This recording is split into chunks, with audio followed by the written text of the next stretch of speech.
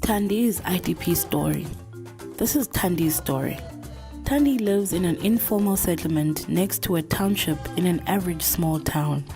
She was elected into her local informal settlement committee and given a mandate to get houses for the community. Thandi went to the municipality housing department to find out what to do.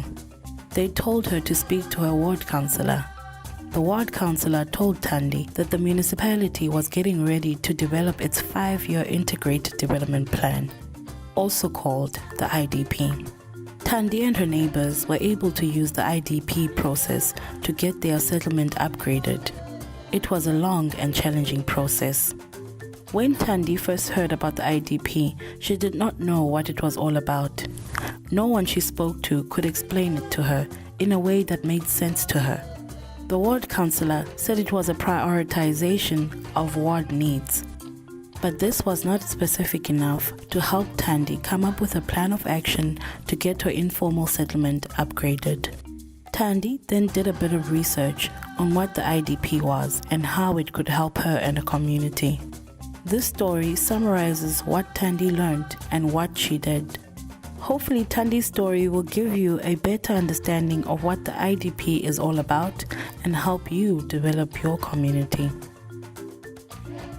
At the beginning of the 5-year period to produce an IDP, Thandi went to a general ward meeting in her ward. She heard that the process for developing a 5-year IDP was about to start. At this meeting, Thandi and her informal settlement committee members used this meeting to mobilize community support for the upgrading of her informal settlement. By the end of the meeting, there was general consensus within the meeting that the upgrading of the informal settlement was an issue of high priority for the ward.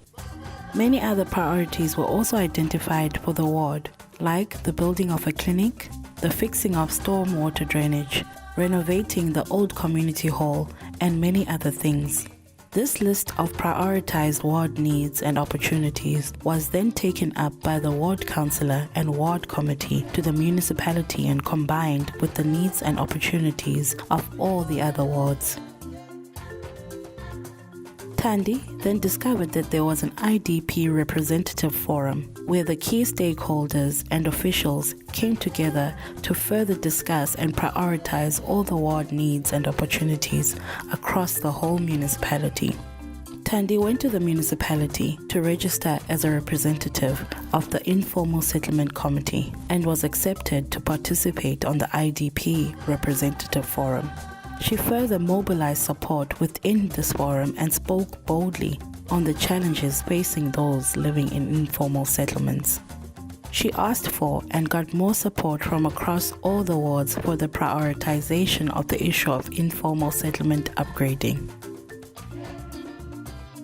The municipal officials took all the prioritized development needs from the IDP representative forum and went away to produce a draft IDP. These officials further had the task of ensuring that the IDP addressed the key issues raised in the sector plans and that there was money from the municipality on commitments from other government departments where this was necessary to implement the projects identified.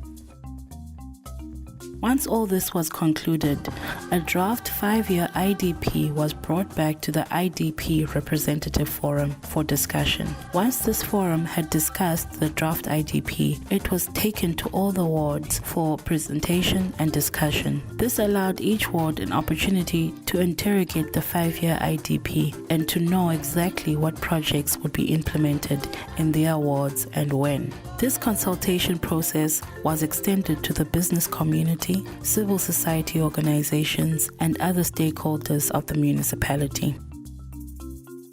In Thandi's case, the 5-year IDP showed that communal toilets would be installed in her informal settlement in year 3. But before this upgrading could take place, new bulk water sanitation pipes needed to be planned and installed in year 2. In year 2, the municipality would also employ town planners to help the community design a basic map for the community that would mark out the plots and roads in the informal settlement. Other projects like a clinic and new taxi rank that Thandi had not thought about but which the people in the ward wanted were also reflected in the 5-year plan. After everyone had made comments on the IDP, the municipality made slight adjustments to the plan and the final 5-year IDP was then finally approved by the council. In the following years, Thandi and her informal settlement committee members continued to attend community meetings called by the ward committee to check on progress of the projects identified. At these community meetings, they also informed the ward committee of any issues relating to the quality and standard of services received. The ward councillor would then raise these issues with the relevant departments within the municipality for a speedy resolution. Before long, there were many community members in the ward who were involved in monitoring the progress of implementation of the projects throughout the 5-year period. This level of commitment by the community members ensured that the ward committees did not slack and that community and other meetings were organized and held regularly within the ward during those 5 years.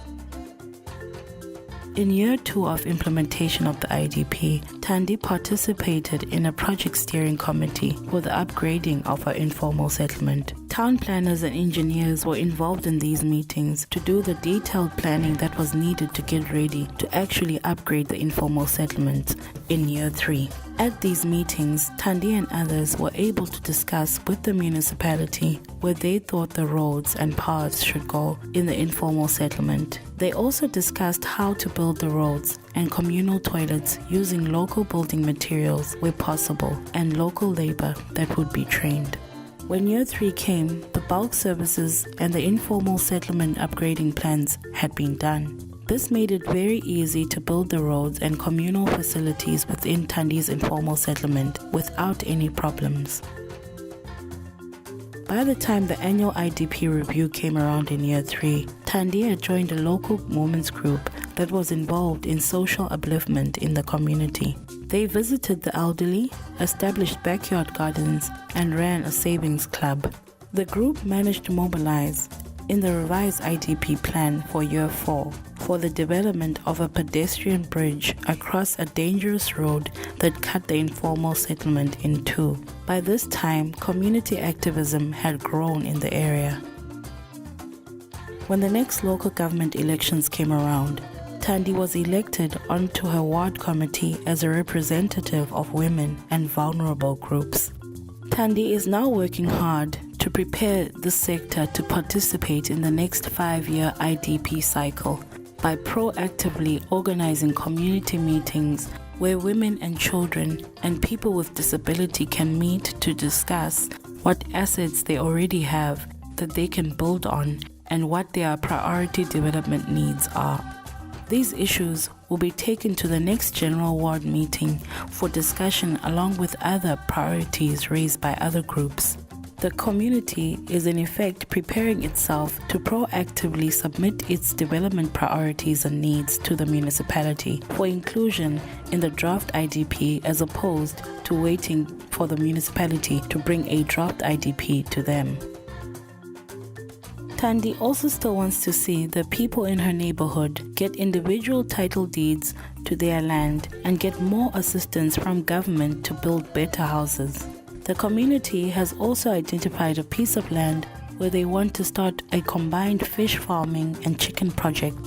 There are also crime prevention, skills development, and many other project ideas that the community has discussed in the past that they want to include in the next IDP. Thandi is committed to working hard to get these and other projects onto the next 5-year IDP. Thandis Story shows how important it is for communities to participate in the planning and development process of the municipality and to know how the IDP can best work for them.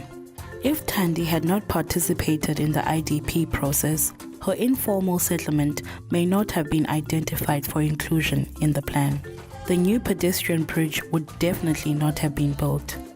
Thandi was able to monitor and hold government to account for the decisions that it had made. Thandi knew what was in the plans, and the municipality was able to keep her and others updated on the progress.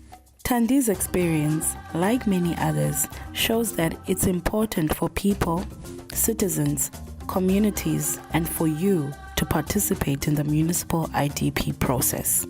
If more people participate in planning, the decisions that get made will better reflect the needs and aspirations of the community. This is everyone's responsibility, not just a responsibility of a ward committee or a chosen few. Your future is your responsibility, and you have every legal and legislated right to inform decisions about your own development. To find out more about the IDP process, visit the Ephesus Core Plan website at www.ephesus.org.za. That is www.ephesus.org.za.